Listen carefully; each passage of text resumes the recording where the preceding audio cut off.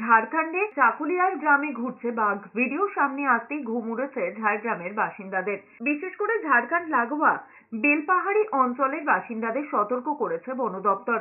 এর আগে লালগড়ে বাঘের দেখা মিলেছিল, সাধারণ মানুষ বাঘটিকে পিটিয়ে মেরেছিল। এর মধ্যে ঝাড়খণ্ডে দুদিন ধরে একটি রয়্যাল বেঙ্গল টাইগারকে ঘুরতে দেখা যাচ্ছে।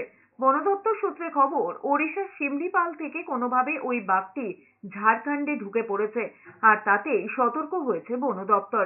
কারণ এর আগে ওই রাস্তা দিয়েই লালগড়ে ঢুকে পড়েছিল বাঘ। একটা টাইগার আছে যে ঝাড়গ্রাম থেকে কিছু ডিস্টেন্স অ্যাওয়ে আছে। আমি ইন টাচ আছি, আমাদের কাউন্টার পার্ট আছে ইন ঝাড়খণ্ড। আমাদের রেঞ্জ অফিসারও সম্পর্ক আছে, সব লেভেল একটা সম্পর্ক আছে।